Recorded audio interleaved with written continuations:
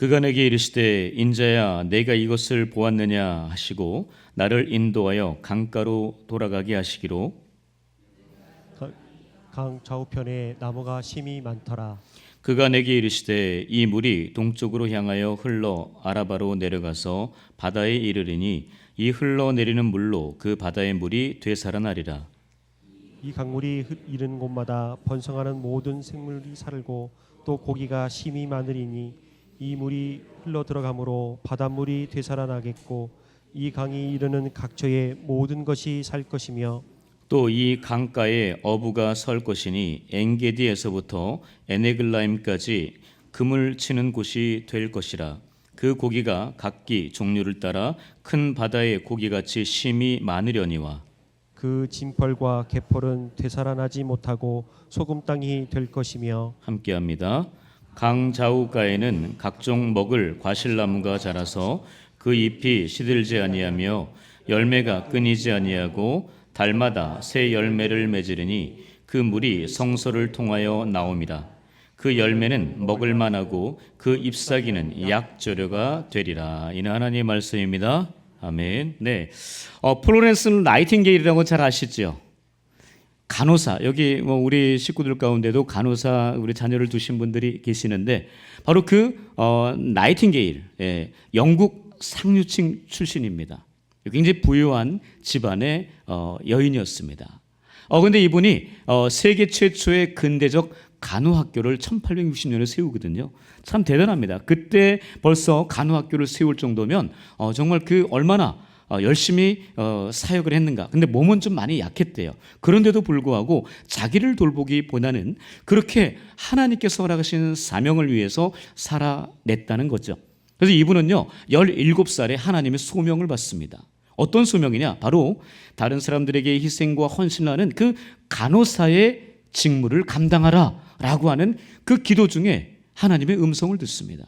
그래서 그 여인이 하나님 앞에 그렇게 온전히 죽을 때까지 평생을 그렇게 헌신하며 살았습니다. 근데 아까 말씀드렸듯이 이 나이팅게일의 집안이 굉장히 상류층 집안이, 영국에서 상류층 집안이라서 제대로 이 지금 배우지 못하는 그런 상황이 아니었습니다. 너무나 잘 배웠어요. 지적으로 뛰어났습니다. 자, 그런데 문제는 그때 당시에 간호사에 대한 직업적인 그 수준이 매우 낮은, 그러니까 이 지금 상류층 사람들이 할 만한 그런 정도는 아니었다라고 이야기합니다. 그래서 집안에서 다 반대했대요. 너 간호사 절대 안 돼. 그렇게 반대를 했답니다. 우리 집안 망치려고 그래? 절대 안 된다고 했는데 본인은 하나님의 음성에 너무나 또렷했기 때문에 그것을 거부할 수가 없다는 거예요. 나는 끝까지 하나님의 소명을 따라서 나는 그 간호사의 사명을 감당하겠습니다 라고 하는 그 결단을 하고 모든 저항을 이기고 끝까지 일을 해냅니다. 그래서 당시 크림 전쟁이 있었거든요. 크림 전쟁, 바로 1853년에서 1856년 동안 있었던 전쟁인데요. 바로 그 러시아 제국, 오스만 제국, 대영 제국, 프랑스 제국 간의 그 전쟁이었습니다. 바로 그 전쟁 가운데 부상병들이 많이 생기는 거예요. 그래서 많은 사람들이 죽어나가는 겁니다. 병사들이요.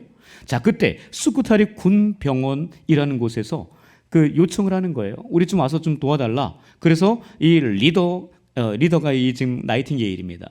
그래서 38명과 함께 가서 그곳에 가서 병사들을 이제 돌보는데요. 갔는데 깜짝 놀랍니다. 군병원이잖아요. 그렇기 때문에 별다른 너무나 지저분했대요. 아니 어떻게 이렇게 여기에서 살 수 있을까?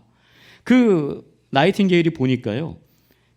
질병으로 지금 아파서 죽는 것보다 너무나 오염되고 지저분하고 그래가지고 감염돼가지고 죽는 확률이 더 많다는 거예요. 그래서 이 나이팅게일이 가장 먼저 한 게 환경, 청결해야 된다. 병원이 이렇게 지저분하면 되겠느냐.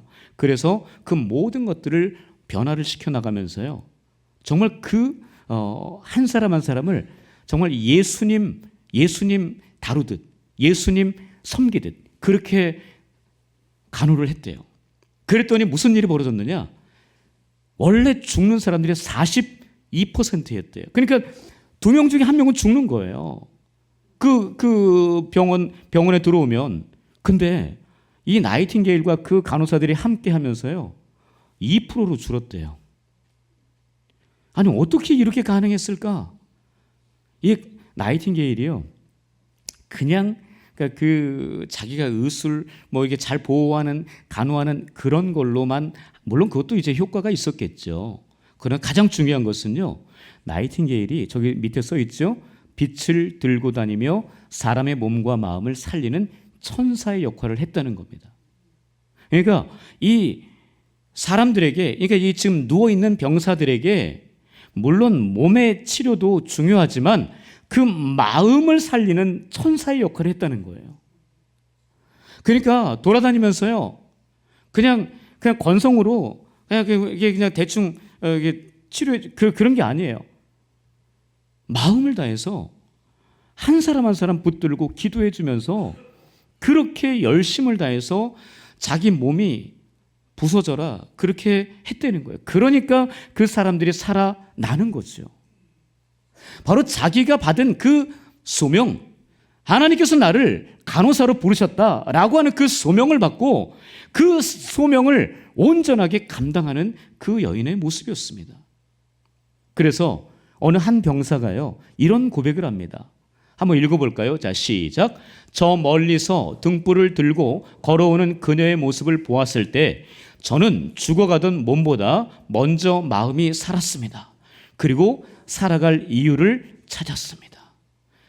나이팅게일이 이런 역할을 한 거예요. 그 등불을, 저 그림 보세요. 등불을 들고 다니면서요, 그냥 형식적으로 다닌 게 아니에요.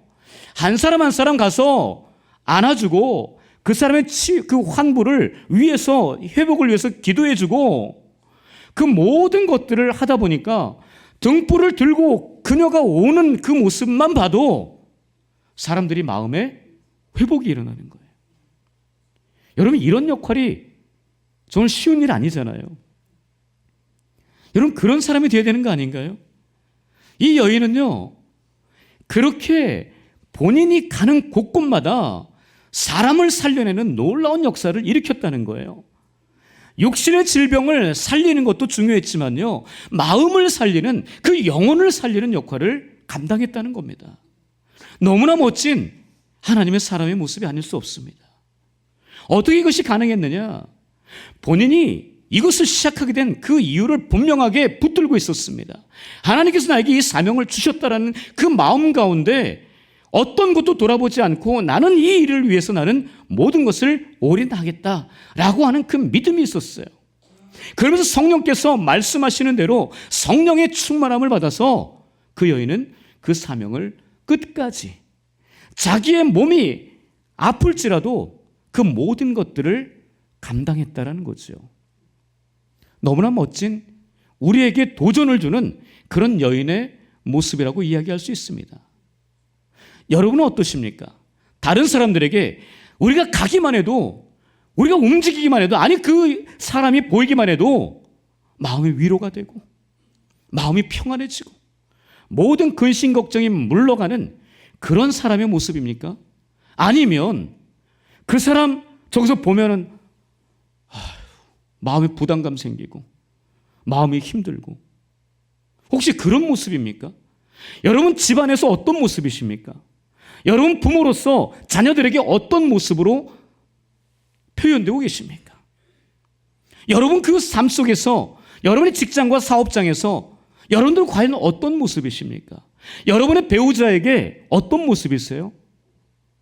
옆에만 가도 행복한, 너무나 즐거운, 너무나 마음이 편안해지는 그런 모습이 될 수 있기를 축복합니다.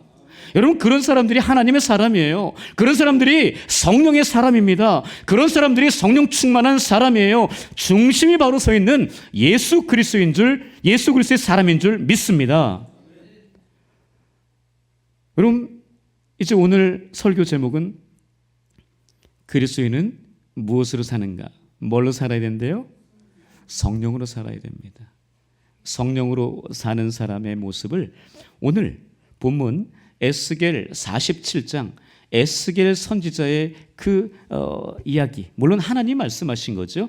에스겔 선지자의 입술을 통해서 하신 그 하나님의 말씀을 통해 무엇이라고, 성령의 사람은 어떠한 사람인지 두 가지로 한번 살펴보도록 하겠습니다. 첫 번째입니다. 첫 번째, 한번 읽어볼까요? 자, 시작. 성령의 사람은 고여있지 않고 흘러가는 사람입니다. 본문 8절 9절입니다. 시작. 그가 내게 이르시되 이 물이 동쪽으로 향하여 흘러 아라바로 내려가서 바다에 이르리니 이 흘러내리는 물로 그 바다의 물이 되살아나리라. 이 강물이 이르는 곳마다 번성하는 모든 생물이 살고 또 고기가 심히 많으리니 이 물이 흘러 들어가므로 바닷물이 되살아나겠고 이 강이 이르는 각처의 모든 것이 살 것이며. 네, 지금 파란 글씨를 잘 보세요. 파란 글씨 보면 되살아나리라, 살고, 되살아나겠고, 살 것이며. 자, 이것이 가능한 이유는요, 가능한 이유는 다른 게 아닙니다. 굉장히 중요한 동사가 있어요. 흘러야 됩니다. 여러분, 고여 있으면 어떻게 돼요? 썩습니다. 부패합니다. 그러나 흐르면 절대 썩을 수가 없습니다. 이게 진리입니다. 고여 있는 순간 어떤 사람이든 어떤 것이든 썩게 됩니다. 지금 오늘 본문의 앞에 부분 우리가 읽진 않았지만 1절부터 5절까지는 성전 문지방에서 흘러나온 그 물이 아주 미세했어요. 처음에는요. 그러나 그 물이 계속 흐르면서 발목에 이르고 그 물이 더 흐르면서 무릎에 흐르고 그 물이 더 차면서 흐르면서 허리에 이르게 되고, 그리고 마침내는 이 성전을 가득 채워서 사람이 도저히 건너갈 수 없는, 헤엄칠 수도 없는 그런 강이 되었다라고 이야기합니다. 그런데 문제는요, 그 다음이에요. 여러분, 우리 운양교회 성전 안에 은혜의 강물이 졸졸 흘러서 우리 모든 성도들을 은혜의 강물로 채워지게 하실 줄 믿습니다. 자, 그러나 채워진 그 물이 여기에 계속 있으면 어떻게 될까요? 썩습니다. 부패해요. 부패하지 않고 썩지 않게 하려면 어떻게 될까요? 흘러가야 됩니다. 흘러가야 돼요. 흘러가지 않으면 썩습니다. 부패해요. 죽습니다. 지금 에스겔 선지자가 본 것은 그거예요. 성전 문지방에 있던 그 물이 이 성전 안에 있던 그 물이 가득 채워져서 성전 밖으로 흘러 내려갔다는 사실입니다. 그거를 본 거예요. 그냥 성전 안에만 있었다 하면은 그냥 그러고 말 수 있어요. 그러나 성전 밖으로 나간 그 물이 어떤 역할을 했는지가 중요합니다. 성령의 사람은요, 고여 있으면 안 돼요. 그 자리에 머물러 있으면 안 됩니다. 움직여야 돼요. 흘러내리는 역할을, 통로 역할을 반드시 해야 합니다. 지금 보십시오. 되살아나게 한 그 이유, 원인은 분명합니다. 흘러내렸기 때문이에요. 흘러내렸기 때문에 그 성전의 물이 부패하지 않았던 겁니다. 여러분, 교회가 왜 부패합니까? 가정이 왜 썩습니까? 사회, 직장, 그 모든 그 사업장들이 왜 문제가 생깁니까? 흘러내리지 않기 때문입니다. 흘러내리면 건강해집니다. 여러분, 사람을 생각해 보세요. 인풋만 있고 아웃풋이 없으면 어떻게 됩니까? 그 사람 죽습니다. 얼마 못 가? 죽어요. 반드시 입력이 있으면 출력이 있어야 되거든요. 여러분 아시는, 우리 이스라엘에 가면, 저는 가보지는 않았어요. 이스라엘에 가면 두 강이 있습니다. 바다가 있다고 얘기해요. 호수라고도 표현하죠. 갈릴리 바다, 또 사해 바다가 있습니다. 저 모습이에요. 지금 이스라엘 지도가 있습니다. 그 지중해 바로 옆에 이스라엘 땅이 있고 거기에 이제 위에는 갈릴리입니다. 그 초록색 외에 파란색이라고 해야 되겠네요. 예, 잘 보이진 않겠지만 그 위에가 갈릴리 바다고요. 그 밑에가 사해 바다입니다. 갈릴리가 커요? 사해가 커요? 사해가 더 큽니다. 자, 저 그림 가운데 그림이 갈릴리 바다고요. 예, 바로 오른쪽이 사해 바다입니다. 여러분, 사해 바다와 갈릴리 바다의 차이는 뭐죠? 뚫려 있느냐, 막혀 있느냐, 이 차이예요. 갈릴리 바다는요, 위에서부터 물이 내려와요. 입력이 됩니다. 그리고 밖으로 내보내요. 출력이 있습니다. 그러나 사해 바다는 입력만 있고 출력이 없어요. 물론 가장 낮은 지대이기 때문에 그렇다고 이야기합니다. 여러분, 그러나 중요한 것은 더 이상 막혀 있어서 흘러 내려갈 곳이 없으니까 문제가 생기는 겁니다. 갈릴리 바다는요, 살아 있습니다. 많은 고기들이 있습니다. 어부들이 있어요. 그러나 사해 바다에서 어부들이 살 수 없어요. 물고기들 살 수 없습니다. 여러분, 죽은 바다, 살아있는 바다, 차이점입니다. 그 차이는요, 뚫려 있느냐 막혀 있느냐 그 차이입니다. 여러분, 동맥경화라는 거 잘 아시지 않습니까? 동맥경화는 어딘가 막힌 거예요. 여러분, 막히면 뚫어야 되지 않습니까?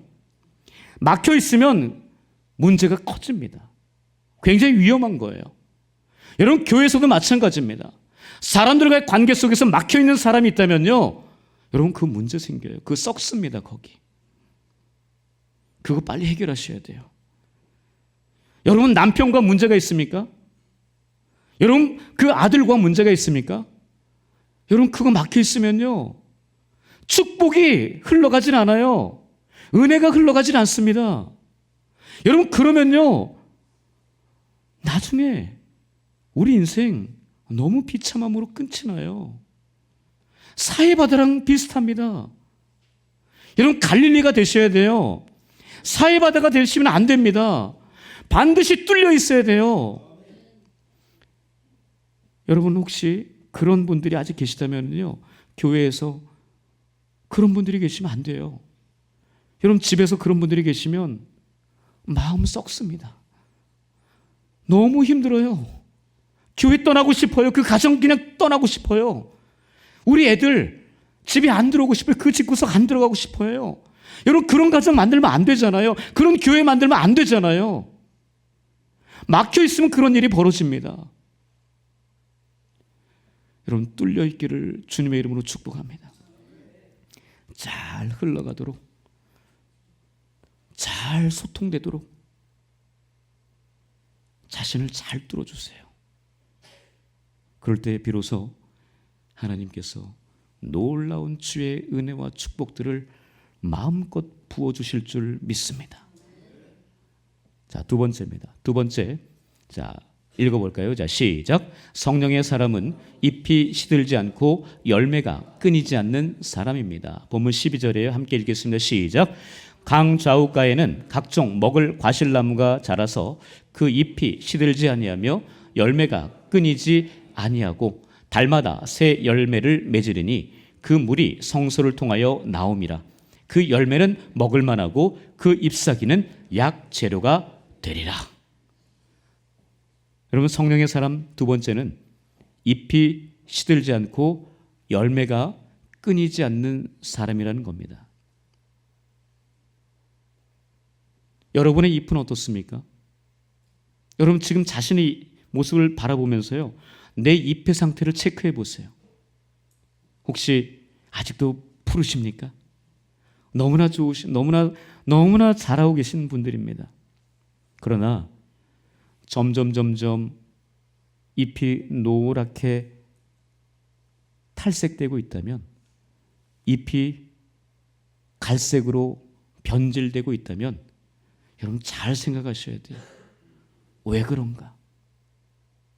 내가 지금 왜 그런가? 잎이 시들고 있는 것은 아닌가?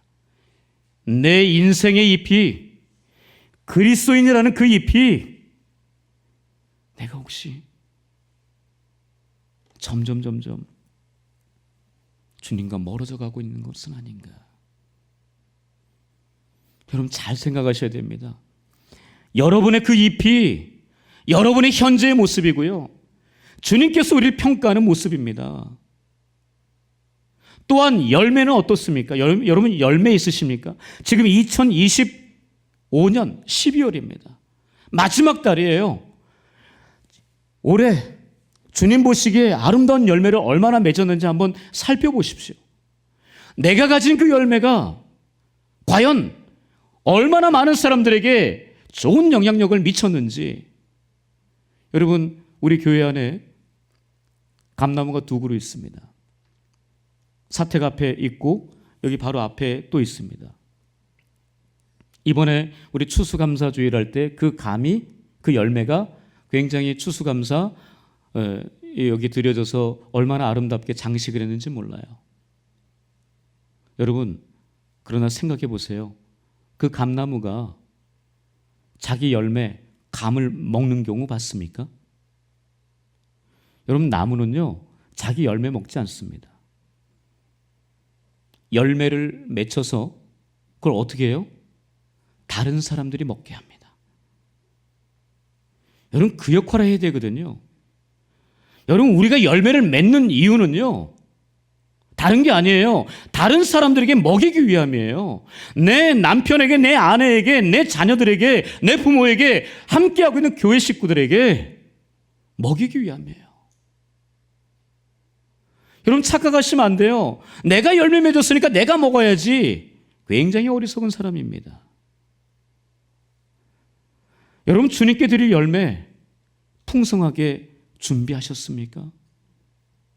혹시 먹지 못할 열매를 맺고 있지는 않습니까? 내 잎이 누렇게 떠가지고 열매 자체가 또 열리지 않은 그런 모습은 혹시 아니십니까? 여러분, 우린 주님 앞에 내 지금 열매가 어떤지를 잘 살펴봐야 됩니다. 내 잎이 어떤지를 잘 살펴봐야 돼요. 누렇게 떠 있으면서도 나는 푸른 그런 모습처럼 기대하고 생각하고 있는 어리석은 사람들, 내 열매가 풍성하다고 착각하는 사람들, 혹시 그런 사람들 부류는 아닙니까? 여러분, 우린 주님 앞에 내가 얼마나 지금 그 열매를, 그 잎사귀가 푸른지를 잘 생각해 보셔야 됩니다. 여러분, 우리 시편 1편의 말씀을 잘 알고 있습니다. 복 있는 사람은 뭐래요? 악인에게 따르지 않고 제 길에 서지 않고 오만한 자리에 앉지 않고 오직 여호와의 율법을 즐거워하여 그 율법을 주야로 묵상하는도다. 너무나 중요하죠. 그러나 그 다음이에요. 그는 시냇가에 심은 나무가 되어서 철을 따라 날마다 달마다 열매를 맺는다라고 이야기합니다. 그리고 그가 하는 모든 일이 다 형통할 것이다라고 이야기하고 있습니다. 그 모습이 저 모습 아니에요? 잎이 시들지 않고 열매가 풍성한 겁니다. 그래야지 옆 사람이 와서 따먹죠. 그래야지 내 가족들이 행복하죠. 주님께서 너무 좋아하시는 거 아닙니까? 그러나 아직까지도 그런 복 있는 사람의 모습이 아닌, 나만 생각하고 나만 막혀있는, 나만 생각하는 그런 모습은 아닌지. 여러분, 그러면 절대 열매 맺지 못해요. 성령의 물이 흘러 들어가야 됩니다. 저희 보세요. 열매를 맺는다고 그랬잖아요. 세 번째 줄을 보세요. 새 열매를, 달마다 새 열매를 맺는다라고 써 있잖아요. 근데 그 밑에 보시면 그 열매는 먹을 만하고 그 잎사귀는 약 재료가 된대요.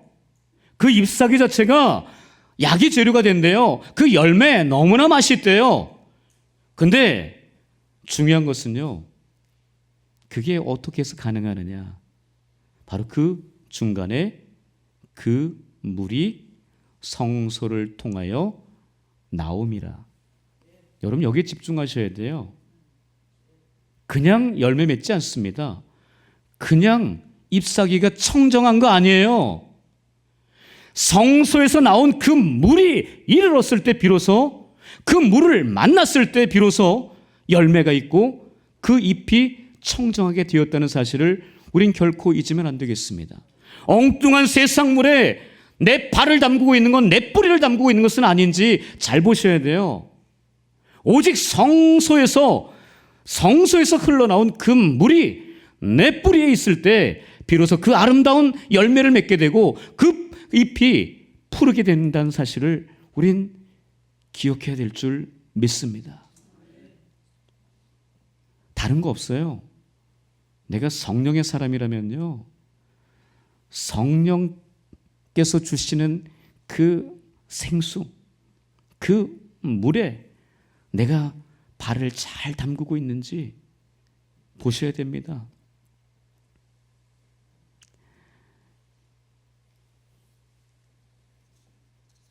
18세기 미국의 영적 부흥과 대각성 운동의 중심을 이루었던 조나단 에드워드라는 분이 계십니다. 이분이 이런 이야기를 했어요. 성령께 붙잡힌 사람은 절망 속에서도 생명을 낳는다. 성령께 붙들린 사람은요, 절망, 패망, 실패, 고난, 그 모든 그 위험 속에서도 생명을 낳는데요. 이겨낸다는 이야기입니다. 그 고난 속에서도 버틸 수 있다라는 거예요. 에스겔 37장의 말씀 우린 기억하고 있습니다. 마른 뼈다귀 같은 그런 인생들이 성령이 임하시자 무슨 일이 벌어집니까? 이 뼈 저 뼈 맞고 살과 근육 다 생기면서 마침내 뭐가 돼요? 하나님의 군대로 되살아났다라고 이야기합니다. 되살리는 능력은요, 우리에게 있지 않습니다. 오직 성령 하나님께 있는 줄 믿습니다. 그 성령 하나님께 우리의 인생을 드리는 거예요. 그 나이팅게일처럼 그 인생을 올인하는 겁니다. 그 성령 받은 성령의 사람은요, 그 성령 충만한 사람은요, 다른 인생 살려내요. 다른 게 아닙니다. 살려내는 겁니다. 우리 말씀 다시 한번 보여주시겠어요? 8절과 9절 다시 한번 보시면은요, 되살아나리라, 살고 되살아나겠고 살 것이며, 여러분 이것이 목적입니다. 성령께서 왜 우리를 충만하게 하시느냐? 성령께서 왜 은혜의 강물을 우리에게 보내주시느냐? 살리기 위함이에요. 다른 거 없어요. 내가 살고 내 옆에 있는 사람이 사는 거예요. 내 아내가, 내 남편이, 내 자녀들이, 내 부모가, 우리 교회가, 우리 구역 식구들이, 우리 전도의 선교의 식구들이 살아나는 겁니다. 다른 거 없어요. 살려내는 역할을 내가 해야 되는 거예요. 다른 사람이 아니라 살려내는 역할은 내가 해야 되는 겁니다. 그러려면 성령의 충만함, 성령의 기름 부으심, 이것이 내 안에 늘 차고 넘쳐야 돼요. 그리고 그것이 흘러가게끔 잘 열어두세요. 위에서 받으셨습니까? 옆으로 잘 보내주십시오. 은혜가 충만하십니까? 잘 보내주세요. 사랑이 충만하십니까? 옆으로 좀 흘려 보내주세요. 여러분, 그러지 않으면 우리 죽어요. 우리 교회 죽습니다. 저는 기대하거든요. 우리 교회가 살 수 있는 방법은요, 흘러 보내는 건 줄 믿습니다. 그 흘려 보내지 않으면 우리 교회 부패하고 썩습니다. 맨날 싸우고요. 다 그냥 그 파토납니다. 죄송합니다. 갑자기 이런 단어를 써서 문제 생겨요. 여러분, 그렇지 않으려면 보내주세요. 뚫어주세요. 그것을 우리가 해야 되거든요. 여러분, 혹시 우리 가운데 막혀있는 그런 담들이 있고 막혀있는 그런 넘지 못할 그런 산들이 있다고 생각하시는 분들이 계시다면 다시 한번 성령으로, 그 성령의 물로 잘 뚫어질 수 있기를 축복합니다. 그러려면 잘 흘러 들어가야 돼요. 아까 얘기했죠? 흘러가야 된다고. 잘 흐르게 만들어 주십시오. 자꾸 막지 마세요. 차단시키지 마세요. 흘러갈 수 있게 좀 열어주십시오. 그럴 때 비로소 잎이 시들지 않고 아름다운 열매가 맺혀지게 되는 줄 믿습니다. 그 사실을 기억하면서요, 우리 마음 가운데 늘 주님을 향한, 성령 하나님을 향한 뜨거운 사랑이 우리 가운데 넘쳐나기를 주님의 이름으로 간절히 축복합니다. 기도하겠습니다. 하나님, 혹시 우리가 사해바다의 모습은 아닙니까? 들어오는 것만 있고 나가는 것이 없어서 부패하고 썩고 죽어가고 있는 것은 아닙니까? 주님, 다시 한번 주님 앞에 구하오니 갈릴리 바다의 모습을 회복하게 하여 주옵소서. 그리하여 많은 사람들을 살려내는 그런 귀한 역할을 온전하게 감당하는 우리 모든 운양인들 되게 하여 주시옵소서. 살아계신 예수님의 이름으로 기도합니다. 아멘.